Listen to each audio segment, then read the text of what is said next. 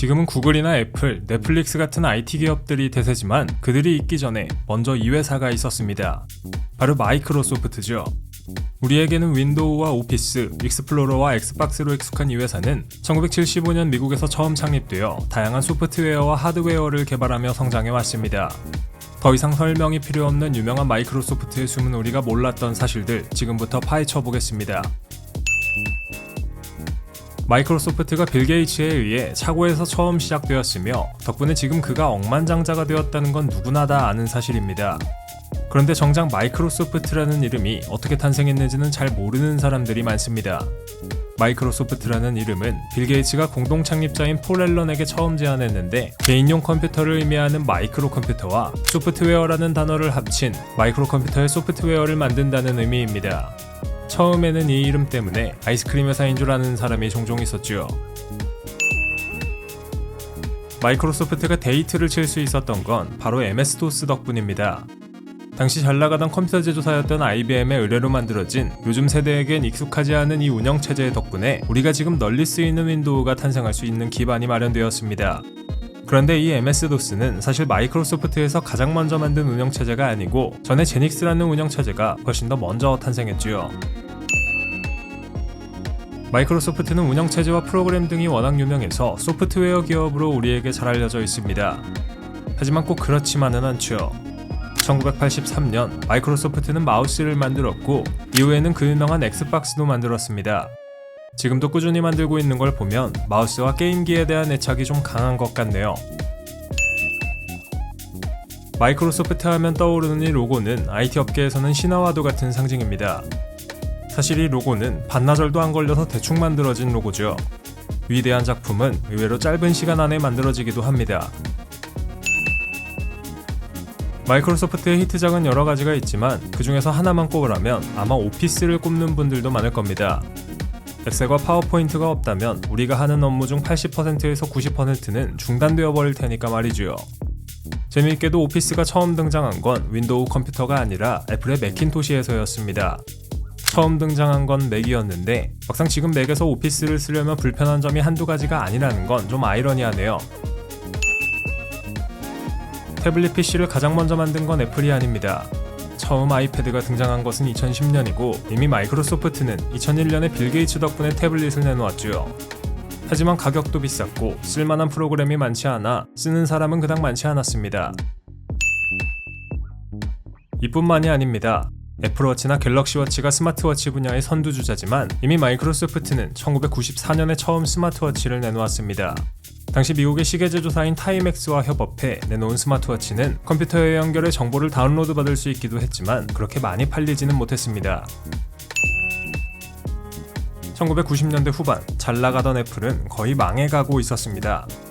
창립자인 스티브 잡스를 해고한 뒤 애플은 진흙탕으로 직접 걸어 들어가는 전략을 채택했던 건데요. 결국 애플의 경영진은 스티브 잡스를 다시 불러들일 수밖에 없었습니다. 이후 애플이 다시 살아날 수 있었던 것은 바로 마이크로소프트 덕분이었습니다. 이게 무슨 소리냐고요? 스티브 잡스가 빌 게이츠에게 도움을 요청했고 결국 마이크로소프트는 1억 5천만 달러를 투자해 애플을 구제해주게 됩니다. 당시 보유하고 있던 주식을 6년 만에 매각해 260%의 수익을 얻긴 했지만 만일 그 주식을 지금까지 갖고 있었다면 아마 더 많은 돈을 벌어들일 수 있었다는 사실은 안 비밀입니다. 아마 많은 분들이 이 영상에서 윈도우 이야기는 안 나오는지 궁금해하셨을 겁니다.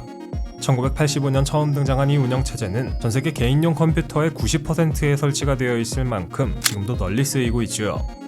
원래 빌 게이츠는 이 운영체제 시리즈에 인터페이스 매니저라는 이름을 붙여주고 싶어 했고 한동안은 이 이름이 공식적으로 사용되기도 했습니다. 하지만 마이크로소프트의 마케팅 부서에서는 윈도우라는 이름이 더 잘 어울린다고 생각해 이름을 바꿀 것을 제안했고 결국 그 이름이 살아남게 되었죠.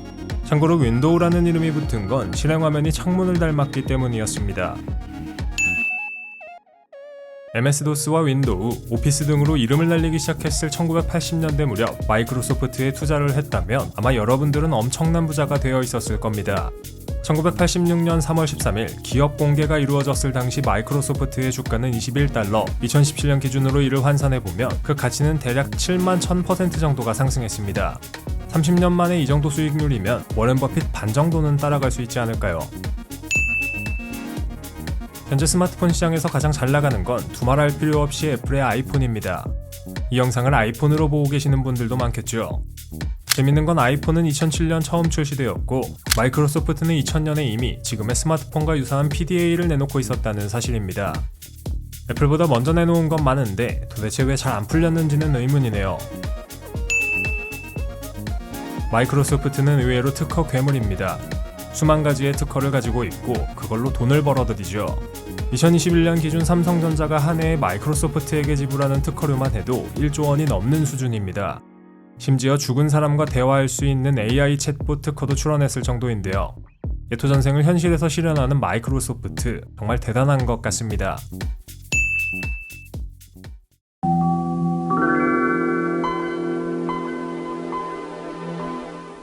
윈도우 95의 시작음을 만든 사람은 브라이언 이노로, 그는 영국 밴드 콜드플레이의 앨범 프로듀서로도 활동하기도 했습니다. 콜드플레이랑 윈도우랑 연관이 있을 줄 누가 알았을까요? 마이크로소프트의 작품들 중에서 가장 데이트를 친 건 바로 엑셀이었습니다. 물론 지금도 엑셀을 대체할 만한 스프레드시트 프로그램이 딱히 없다는 건 부정할 수 없는 사실이죠. 인터넷 익스플로러 모르시는 분 계시나요? 지금은 엣지에 대체되어 역사의 뒤안길로 사라졌지만 사라지기 이전에는 악명 높은 웹브라우저 프로그램으로 사람들에게 알려져 있었습니다. 액티브엑스를 기억하는 분들이라면 익스플로러는 다시 상대하고 싶지 않으실 겁니다. 그런데 익스플로러 덕분에 마이크로소프트가 곤욕을 치렀다는 사실을 알고 계시나요? 마이크로소프트는 윈도우의 기본 프로그램으로 익스플로러를 포함시켜 출시했는데 이 끼워 팔기 덕분에 웹브라우저 점유율이 95%까지 올라갔습니다. 미국 정부는 이런 행위가 반독점법 위반이라 판단해 1990년대 마이크로소프트를 기소했었죠.